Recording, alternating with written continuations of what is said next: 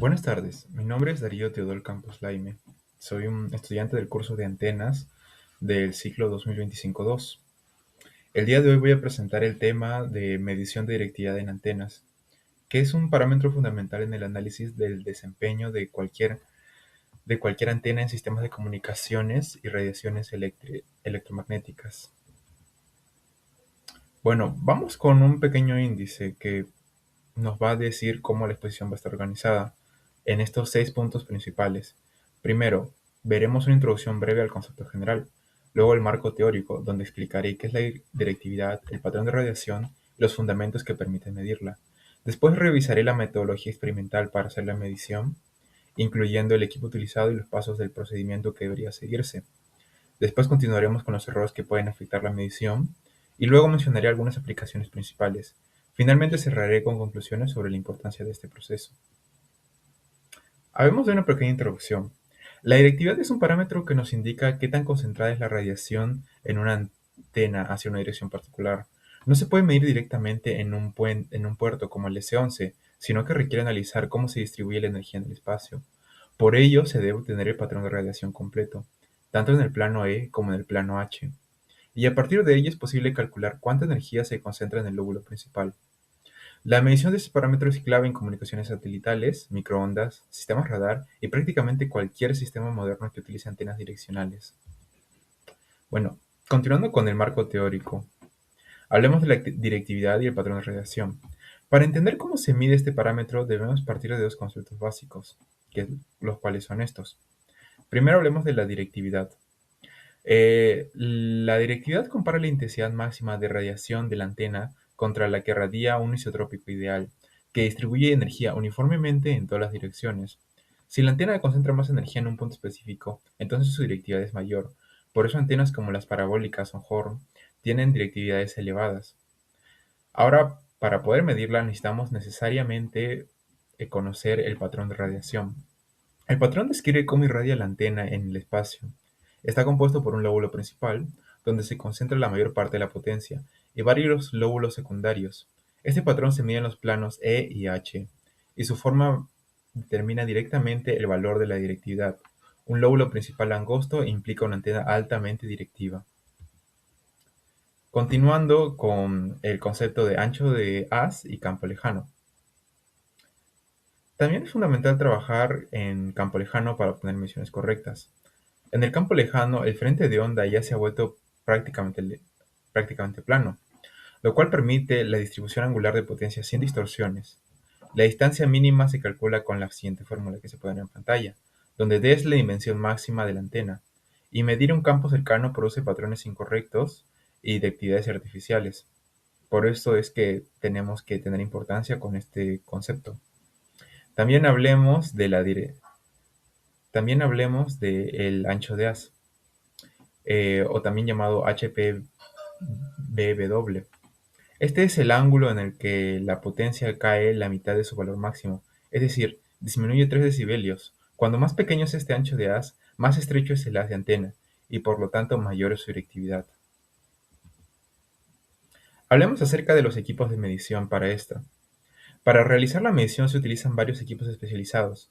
Lo más importante es la cámara anecoica, que elimina reflexiones indeseadas. Gracias a sus materiales absorbentes, también se utiliza una antena patrón, cuya directividad es conocida y sirve como referencia. La antena que estamos evaluando, llamado out, se coloca en un soporte dieléctrico y se conecta al analizador de redes vectoriales, el VNA. Finalmente, el sistema rotatorio permite medir la potencia recibida en distintos ángulos. Todos estos elementos permiten obtener un patrón confiable sin interferencias externas o reflexiones. Hablando más acerca de la configuración experimental, aquí se muestra la configuración general del experimento. Primero, se alinea correctamente la antena transmisora con la antena bajo prueba para garantizar que el máximo de radiación esté orientado en la dirección adecuada. Luego se calibra el VNA para compensar las pérdidas en cables coaxiales.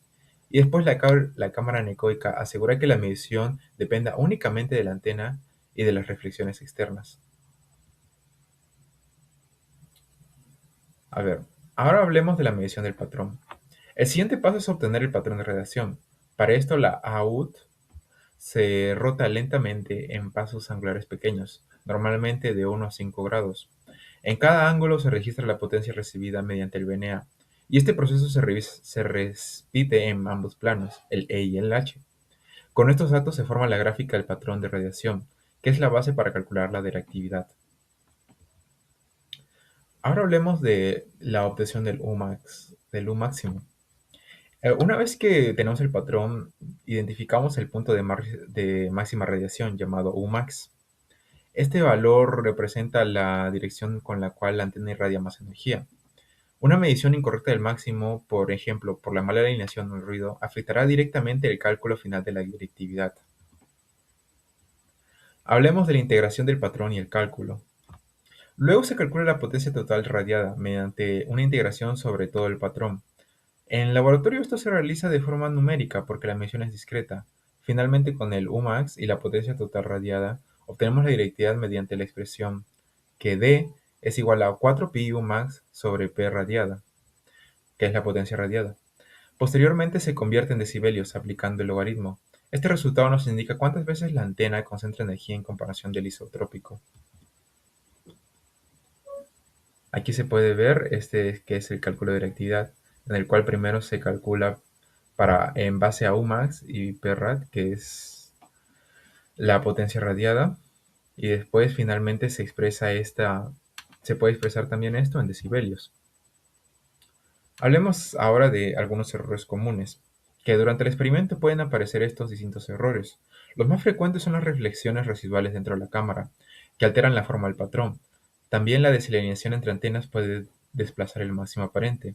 Y los errores mecánicos del sistema rotatorio, el ruido del VNA y el ruido del VNA generan fluctuaciones en la medición. Finalmente, las pérdidas en cables coaxiales afectan los niveles de potencia si no se compensan adecuadamente. Ahora, hablando de algunas aplicaciones, la directividad tiene aplicaciones amplias. En los sistemas satelitales determina la cobertura del satélite. En los enlaces de microondas permite transmitir a largas distancias con una pérdida mínima. Y en radar, la directividad mejora la resolución angular. En la radioastronomía permite detectar señales extremadamente débiles. Y en sistemas modernos como el 5G, la directividad es clave para el beamforming. Para terminar, vamos a hablar de algunas conclusiones que tuvimos de esta investigación. Para concluir, la directividad es un parámetro esencial para el análisis de cualquier antena direccional. Su medición exige obtener el patrón de radiación completo, identificar correctamente el máximo y calcular la potencia radiada. A pesar de su complejidad, la medición permite comprender el comportamiento real de la antena y validar su desempeño en aplicaciones de comunicaciones. Y también podemos decir que dominar esta técnica es fundamental para el diseño y evaluación de antenas en aplicaciones modernas. Eso sería todo por mi exposición. Muchas gracias.